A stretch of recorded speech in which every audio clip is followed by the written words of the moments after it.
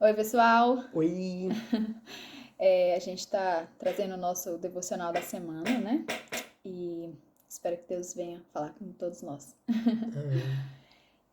Hoje eu vou trazer uma palavra que fica em Atos 16, 16. Ou seja, Atos capítulo 16, versículo 16. Paulo e Silas na prisão. Certo dia, enquanto íamos ao lugar da oração, veio ao nosso encontro uma escrava possuída por um espírito, pelo qual ela predizia o futuro. Com adivinhações, ganhava muito dinheiro para seus senhores. Ela seguia Paulo e a nós, gritando: Estes homens são servos de Deus Altíssimo e vieram anunciar como vocês podem ser salvos. Isso continuou por vários dias, até que Paulo, indignado, se voltou e disse ao espírito dentro da jovem: Eu ordeno, em nome de Jesus Cristo, que saia dela. E no mesmo instante, o espírito a deixou. Quando os senhores da escrava viram que suas expectativas de lucro haviam sido frustradas, agarraram Paulo e Silas e o arrastaram à presença das autoridades na praça do mercado. Esses judeus estão tumultuando a cidade, gritaram os magistrados. Eles ensinam costumes que nós, romanos, não podemos seguir, pois contrariam nossas leis. Logo uma multidão revoltada se juntou contra Paulo e Silas, e os magistrados ordenaram que os dois fossem despidos e açoitados com varas. Depois de serem severamente açoitados, foram lançados na prisão. O carcereiro recebeu ordens para não os deixar escapar, pois os colocou no cárcere interno, prendendo-lhes os pés no tronco. Por volta da meia-noite, Paulo e Silas oravam e cantavam hinos a Deus, e os outros presos os ouviam. De repente, houve um terremoto, e até os alicerces da prisão foram sacudidos. No mesmo instante, todas as portas se abriram e as correntes de todos os presos se soltaram. Quando o carcereiro acordou, viu as portas das prisões escancaradas. Imaginando que os prisioneiros haviam escapado, puxou a espada para se matar. Paulo, porém, gritou: Não se mate, estamos todos aqui. O carcereiro mandou que trouxessem luz e correu até o cárcere, onde se prostrou tremendo de medo diante de Paulo e Silas. Então ele os levou para fora e perguntou: Senhores, que devo fazer para ser salvo? Eles responderam: Creia no Senhor Jesus, e você e sua família serão salvos. Então pregaram a palavra do Senhor a ele e a toda a sua família. Mesmo sendo tarde da noite, o carcereiro cuidou deles e lavou suas feridas. Em seguida, ele e todos os seus foram batizados. Depois levou-os para casa e lhes serviu uma refeição. Ele e toda a sua família se alegraram porque creram em Deus. Na manhã seguinte, os magistrados mandaram os guardas ordenarem ao carcereiro: solte esses homens. Então o carcereiro mandou dizer a Paulo: os magistrados disseram que você e Silas estão livres. Vão em paz. Paulo, no entanto, respondeu: Eles nos açoitaram publicamente, sem julgamento, e nos colocaram na prisão, e nós somos cidadãos romanos. Agora querem que vamos embora às escondidas? De maneira nenhuma. Que venham eles mesmos e nos soltem. Os guardas relataram isso aos magistrados, que ficaram assustados por saberem que Paulo e Silas eram cidadãos romanos. Foram até a prisão e lhes pediram desculpas. Então os trouxeram para fora e suplicaram que deixassem a cidade. Quando Paulo e Silas saíram da prisão, voltaram à casa de Lídia. Ali se encontraram com os irmãos e os encorajaram mais uma vez. Depois partiram. Essa palavra é muito interessante, né? Porque quando a gente para meditar nela, a gente percebe que, apesar das provações, né, que Paulo e Silas estavam passando no momento, que foram açoitados, estavam presos, amarrados, né?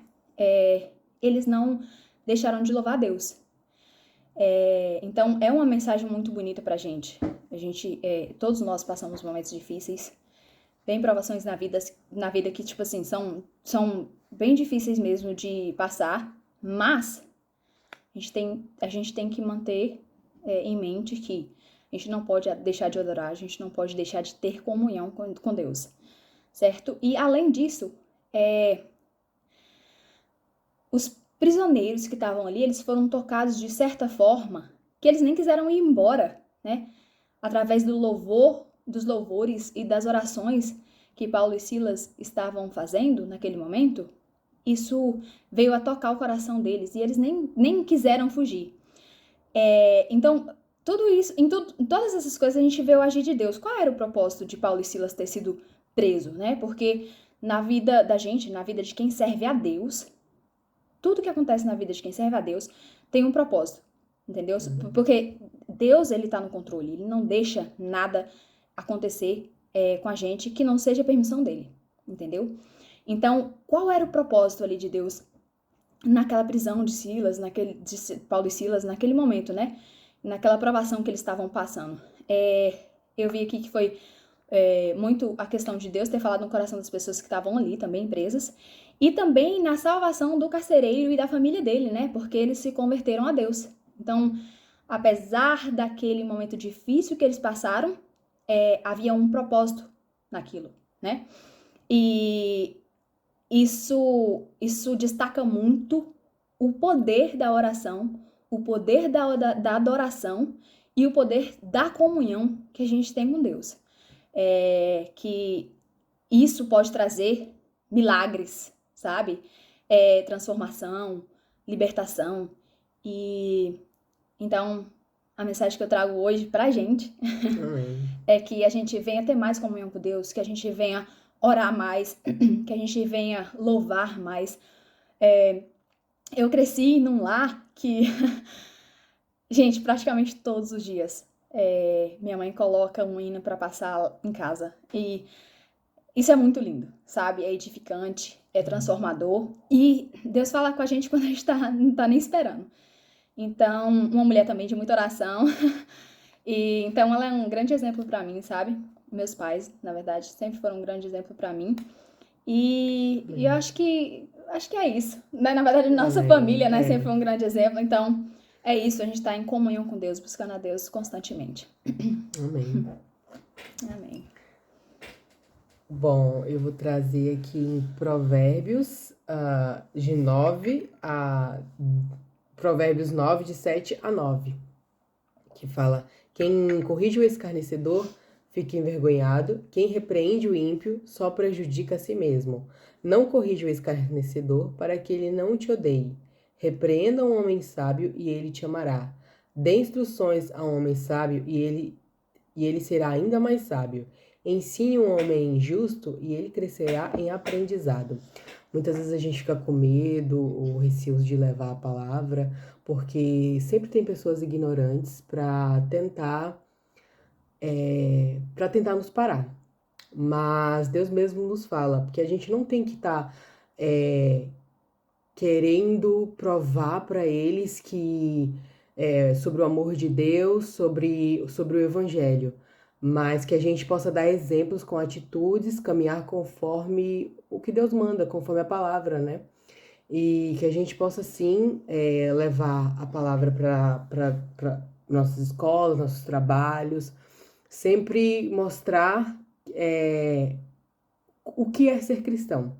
Não enfrentando, confrontando as pessoas, porque isso não é atitude sábia. E porque Deus mesmo nos diz em Mateus 7,6, Jesus disse: não deis aos cães o que é santo, nem lanceis as vossas pérolas aos porcos, para que não as pisem com os pés, voltando-se vos despadecem. Ou seja, que a gente possa ter atitudes de cristãos conforme o que Deus manda, conforme a palavra manda. Que a gente não queira levar ou confrontar pessoas que criticam o evangelho, porque tem bastante gente que quer só envergonhar o evangelho, criticar o evangelho, mas que a gente possa ter atitude cristã, atitude sábia, de levar o amor, de ter comportamento de cristão. É verdade. É muito bonita essa palavra que você está trazendo, porque, né, Deus usa a gente para transmitir a palavra e tal. Somos servos, né? Mas quem convence realmente é o Espírito Santo. Então a Amém. gente não compensa a gente ficar, né, discutindo, É. tentando convencer, tentando, né, colocar na cabeça de alguém sobre a palavra de Deus, porque realmente quem convence é realmente o Espírito Exato. Santo, né? Isso É mesmo. verdade. Muito lindo. A gente tem um hino também para louvar. Uma parte dele, É um né? pedaço. Acabou. A gente não vai louvar todo, porque senão fica muito longo também, né, o vídeo.